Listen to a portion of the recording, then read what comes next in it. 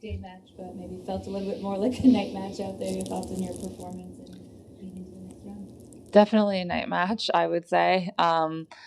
Didn't expect to play that late, but, things change. Obviously, the matches got kind of pushed back from last night, I guess. So, tough conditions out there. Just happy I was able to kind of adapt.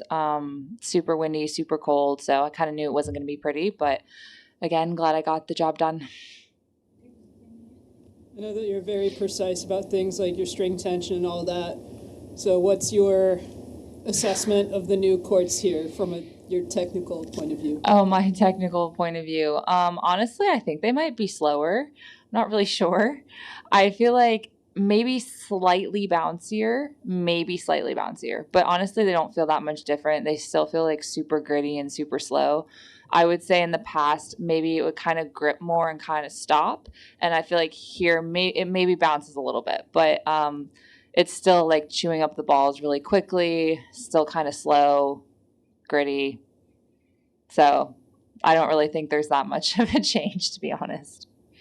Did it feel just as windy as yesterday to you? I mean, that was like brutal out there, but Yeah. Fans were just bundled up out there too. Yesterday, I warmed up earlier and it was so windy. And then by the time we played our doubles last night, it actually wasn't that windy. So tonight, as far as playing later in the day, tonight was definitely windier than when I played my doubles match last night. Super windy, just kind of like a direct wind right into your face, maybe a little bit going cross, but mostly like right into your face going one direction. So one side you felt like you were really with the wind and the other side you felt completely against. So, you kind of have to adjust a little bit. It's, always really tough and kind of frustrating when you feel like you have to play maybe two different ways on each side. But yeah, it was definitely cold and super windy today. Go ahead. Just since he is a tournament where you've had some success reaching the final last year, and I just wondered, they're kind of rebuilding that tournament from the ground up, and I wondered if you're excited, looking forward this summer to going back there and seeing all the things. Yeah, very excited. I remember when I played the final, I was like, when are you guys starting? And they're like, literally tomorrow, like right now, like as soon as we can. And I was shocked to hear that it was going to be ready for this year. I was like, well, you mean like a couple years? Because I saw the renderings and they looked amazing, but I think it's going to be awesome. I know who the Navarro that owns the tournament does a great job in Charleston. So I wouldn't think it's going to be anything less than a great event. It already is a great event. I love playing Cincy. I love like the Midwest feel to it. So I think if they can kind of revamp, all of that space and make it even better, I think it's going to be an awesome stop. And now it's a couple days longer. So I think adding more space for it being a joint event and a big event now will be great. So I'm super excited to see how it looked. If it looks anything like the renderings, it's going to be awesome. So in the speech to your champion speech a couple days ago, really, you said to Mark, thank you for accepting the challenges every single day. Yeah. And I'm just wondering, like, if you could just elaborate on that, because it's been about a year. It's been a year now, and just kind of that relationship and how it's evolved over that time. Yeah, we've definitely gotten to know each other a little bit more. I'm pretty like sarcastic and dry, so I think he's kind of gotten onto my humor where I think he thought sometimes maybe I was being serious sometimes when I'd say things.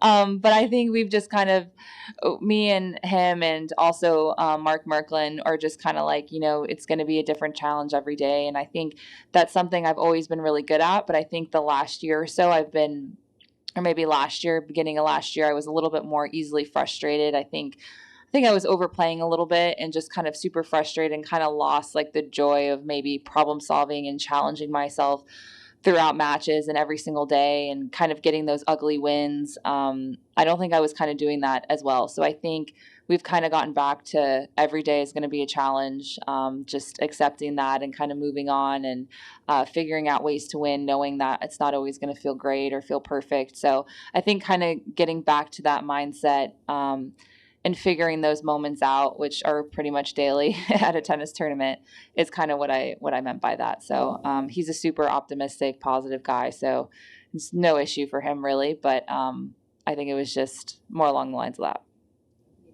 Have you read the David Foster Wallace essay about playing tennis in windy conditions and the fun of the problem solving? No, I haven't, but the only reason I know about that is because I think he wrote about Michael Joyce, and that's how Mike knew him, and I worked with Mike for a long time. So I actually haven't read it, but I hear it's like an amazing, like, Totally cool. yeah, I hear it's like incredible. There's a collection called String Theory that's all of his tennis essays. Okay. There's some really good stuff in there. But some Yeah. stuff you said made me think of it. Oh, okay, cool. I'll have to check it out. Yeah, I know the name, and I wasn't around then when he was, but I've heard that his writing was pretty cool. So I'll have to check it out.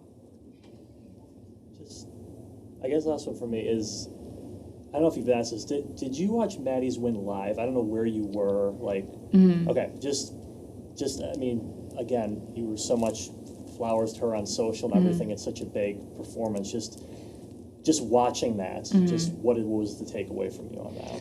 Yeah, I think I woke up maybe like I was still jet lagged, so I was still getting up pretty early, and I think I woke up maybe end of the second set or going into probably later that day. I think Iga's match, I woke up like end of the second and watched all the third. That was an amazing match. And then I think in the final, I maybe caught the end. I think I was sleeping a little bit later by then.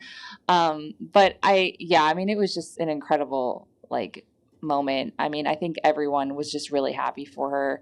I think growing up, kind of being touted as the next big thing since she was 13, 14 years old, I remember because I was a year older, and I was much more under the radar, but I remember like all the pressure that she had from such a young age, losing that US Open final and not going the way she wanted, losing some big matches. I remember when she lost to Sabalenka when she was up a set in 5-3 at the US Open, and just all those moments. And I think you always feel bad for the loser sometimes, even though you may want someone else to win, or think someone else is going to win, you always feel bad for the loser just because being a player, how hard that is and how tough it is. So seeing her kind of go through all those moments and maybe second guessing herself whether she was ever going to get one, seeing her win, it was just really nice. It was a really nice moment for her, especially post-wedding, being a newlywed and all these great things going on in her life. And I think she even said she kind of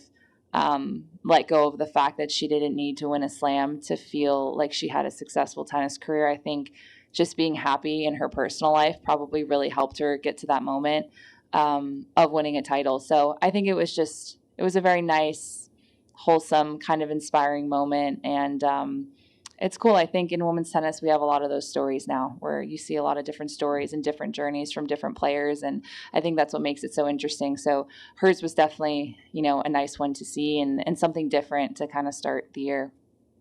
Thank you. Thanks.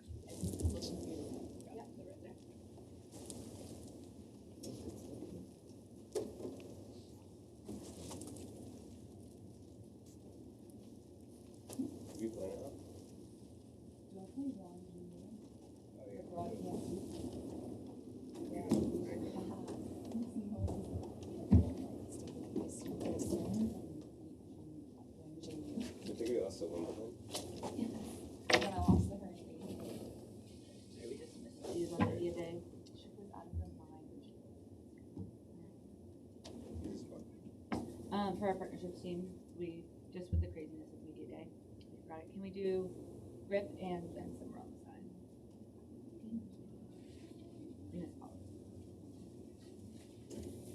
She's still here. Yes, yeah, I talked to John. He said